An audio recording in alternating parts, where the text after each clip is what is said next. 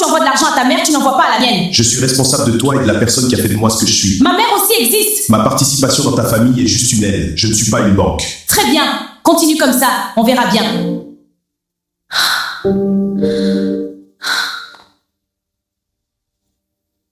Je dois trouver un plan. Qu'est-ce que tu cherches? Je veux la richesse. Et je veux que ma belle-mère quitte ce monde. La richesse, ça prend du temps, mais la belle-mère, il faut un sacrifice. Quel genre de sacrifice? Quelque chose de vivant ou elle-même. Combien ça coûte?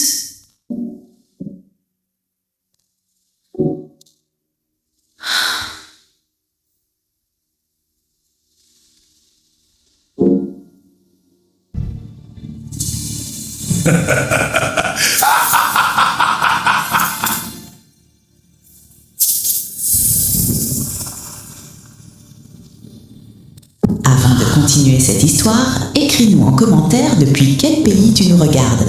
N'oublie pas de mettre un pouce bleu et de t'abonner à ce compte si tu as envie de voir plus d'histoires similaires. Installe-toi et bon visionnage!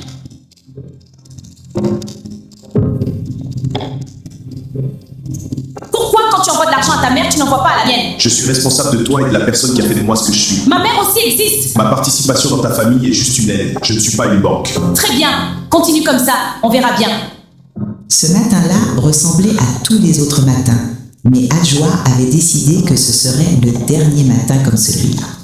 5 ans de mariage, 5 ans à regarder cet homme envoyer de l'argent à sa mère pendant que la sienne attendait.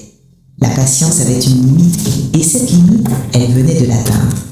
Elle fixa le plafond pendant des heures, et quelque part entre minuit et 3 heures du matin, la petite voix qui lui disait de ne pas le faire se tut définitivement.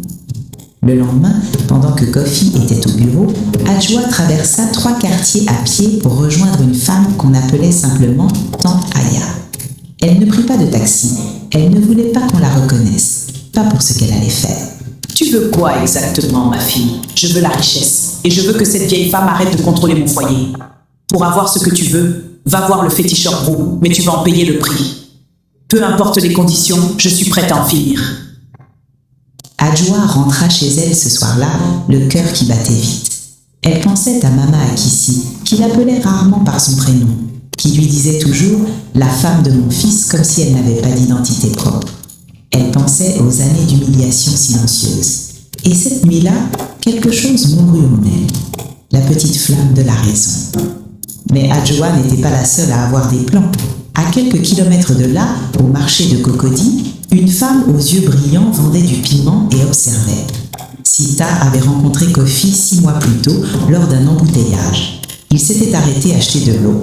Elle lui avait souri. C'est tout ce qu'il avait fallu. Kofi ne répondit pas, c'était sa façon de fuir. Mais Sita, elle, n'était pas du genre à attendre.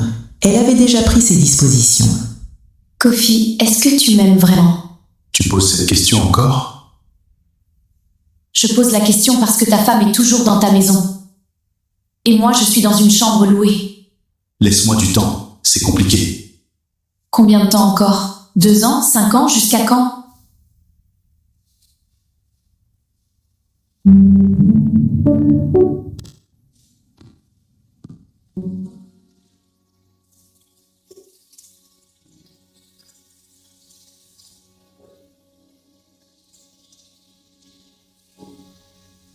Mama Akissi avait 68 ans, mais des yeux de 20 ans. Elle avait grandi dans un village où les anciens disent que la terre parle si tu sais l'écouter. Et depuis qu'Adjoa était entrée dans cette maison, elle sentait quelque chose, un poids, comme une odeur de nuit dans l'air du matin. Kofi, ta femme a changé. Maman, vous dites ça depuis le premier jour. Avant, elle était mauvaise avec les mots. Là, elle est trop douce. Et quand une femme comme Adjoa devient trop douce, c'est qu'elle prépare quelque chose. Vous avez trop d'imagination. Adjoa est ma femme, elle fait des efforts. Dieu t'entend, mon fils. Dieu t'entende. Elle repartit dans sa chambre, s'agenouilla sur sa natte et pria longuement. Elle demandait à Dieu de protéger son fils. Elle ne savait pas encore qu'elle-même avait besoin de protection, que son propre nom était déjà prononcé dans l'obscurité d'une case lointaine.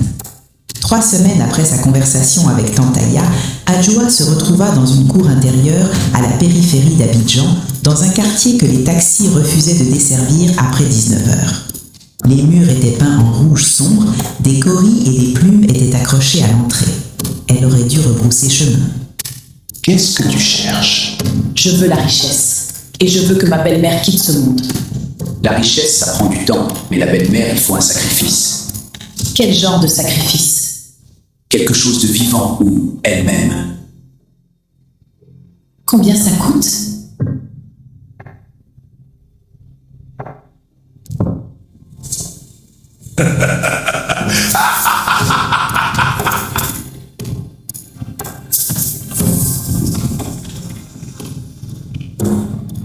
Le silence qui suivit ces mots dura longtemps. Adjoa regarda ses mains. Elle pensa à toutes les années d'humiliation. Elle pensa à l'argent que Kofi envoyait à cette femme chaque mois. Et dans ce silence, quelque chose de très sombre prit la décision à sa place. Brou avait vu défiler des centaines de femmes comme Adjoa. Des femmes fatiguées, des femmes prêtes à tout. Il ne les jugeait pas, il travaillait. Et ce soir-là, il avait du travail. Ce qu'Adjoa ne savait pas, c'est que Sita avait visité Brou 3 semaines avant elle. Sita n'était pas venue pour la belle-mère, elle était venue pour Adjoa. Elle voulait que la femme de Kofi ne puisse plus porter d'enfants. Je veux qu'elle ne puisse plus avoir d'enfants. Je veux qu'il n'y ait que moi. C'est fait, mais sache que ce que tu fais là, c'est un retour. Les forces ne sont pas gratuites. Je m'en fiche du retour. Je veux juste cet homme. Brou avait souri. Pas un sourire de joie, un sourire de quelqu'un qui sait des choses que les autres ne savent pas encore. Il avait pris l'argent de Sita et il avait commencé son travail. La première fausse couche d'Adjoa survint 2 mois plus tard. La deuxième, 4 mois après. La troisième, au 6e mois de grossesse, faillit la tuer. L'hôpital général d'Abidjan, c'était la 3e fois. Le médecin avait dit les mêmes mots avec le même visage désolé. Mais cette fois, quelque chose avait changé dans la chambre. Kofi sortit de la chambre. Dans le couloir, il appela Sita. Elle décrocha à la première sonnerie, comme si elle attendait. Il lui dit qu'Adjoa avait encore perdu le bébé. Et Sita, dans son appartement loué, ferma les yeux et sourit. Elle dit « Oh mon Dieu, je suis désolée » d'une voix fausse. Et quand elle raccrocha, elle sourit encore. Dans les mois qui suivirent, Kofi commençait à rentrer de plus en plus tard. Les week-ends disparurent, les repas en commun aussi. Adjoa regardait son mariage s'effondrer et elle ne trouvait pas la force de pleurer. Peut-être parce qu'elle aussi avait quelque chose à cacher. Kofi, tu rentres à quelle heure ce soir? Je sais pas, j'ai une réunion. Tu as une réunion tous les soirs depuis 3 semaines? Le travail, c'est le travail. Tu veux que je reste à la maison à faire quoi? À être mon mari, c'est tout.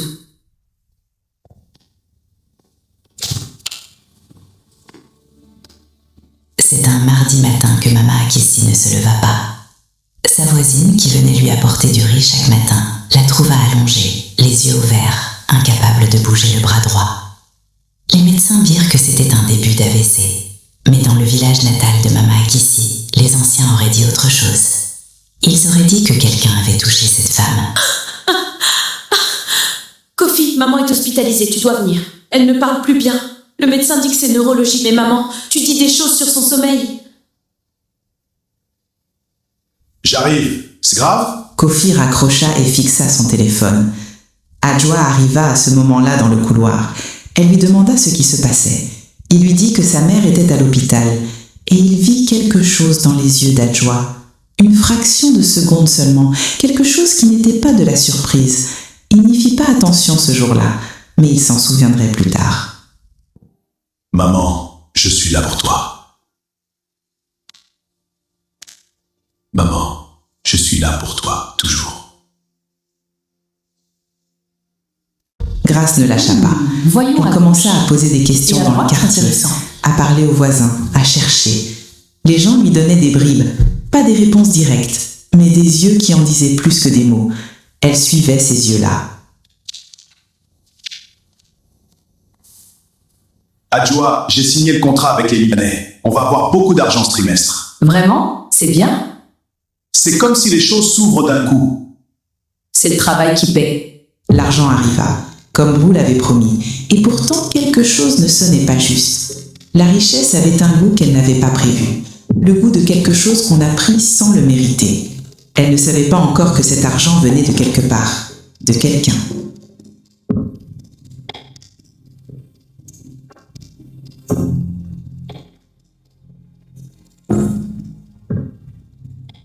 Quelque chose avait été mis sous le seuil de leur porte. Kofi ne le savait pas, mais depuis quelques semaines, chaque fois qu'il rentrait chez lui, ses pensées partaient vers Sita. Quand il était avec Adjoa, il pensait à Sita.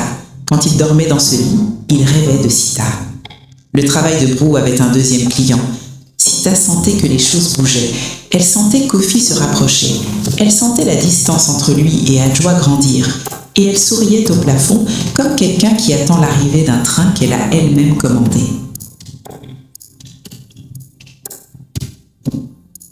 Grace suivait une piste. Une voisine d'Adjoa avait vu quelque chose, un taxi, une direction inhabituelle.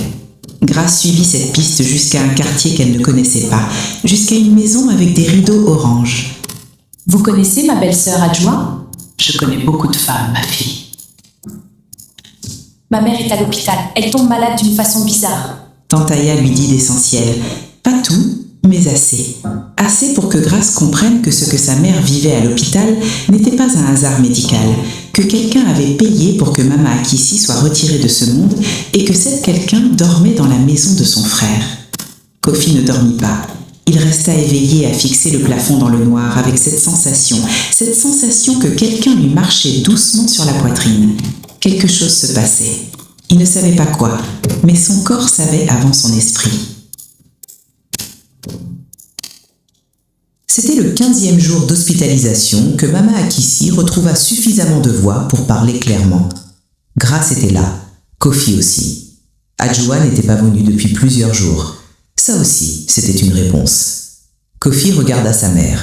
Il voulait dire que c'était un rêve, que la maladie créait des hallucinations, mais il pensa au téléphone raccroché, aux yeux d'Adjoa, au fait que sa femme ne venait plus à l'hôpital. Et pour la première fois depuis longtemps, il ne défendit pas sa femme. Adjoa, quand tu as appris que maman était malade, pourquoi tu n'as pas demandé comment elle allait? Tu cherches des problèmes avec moi, Grace. Je cherche juste à comprendre. Va comprendre ailleurs. Cette maison, c'est entre moi et mon mari. Grace avait prononcé le nom, Brou. Et dans les yeux d'Adjoa, une fraction de seconde seulement, quelque chose se passa. Une fissure, petite, mais Grace était là pour la voir. Quand Grace fut partie, les mains d'Adjoa tremblaient.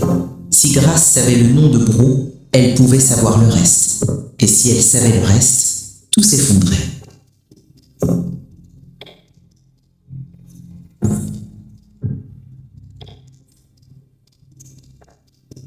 Grace observa la scène depuis l'arrière du magasin. Elle vit la façon dont Sita regardait Kofi, la façon dont son frère baissait les yeux. Et tout devint clair. Kofi avait une maîtresse, jeune, arrogante, qui fréquentait Brou, qui voulait la place d'Adjoa et qui, pour l'obtenir, avait fait quelque chose d'impardonnable aux enfants qui n'étaient pas encore nés. Adjoa retourna chez Brou en urgence. Elle avait besoin qu'il arrête tout. Grace savait trop de choses. Le plan devenait incontrôlable. Elle ne savait pas encore qu'on n'arrête pas ces choses-là comme on éteint une lumière. Adjoa rentra chez elle. Le sol se dérobait sous ses pieds. Brou lui avait dit la vérité qu'il ne lui avait pas dite au premier jour.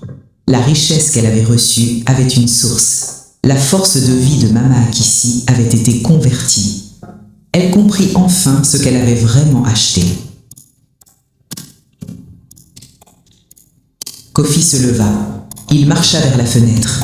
Il resta longtemps à regarder la rue en bas, les voitures qui passaient, les enfants qui jouaient sur le trottoir. Et pour la première fois depuis longtemps, il pleura. Pas bruyamment, en silence, comme les hommes qui réalisent qu'ils ont été des idiots. Maintenant, le choix vous revient. Si vous voulez connaître la suite de cette histoire, écrivez partie 2 en commentaire et nous la poursuivrons. Merci d'avoir suivi et à la prochaine.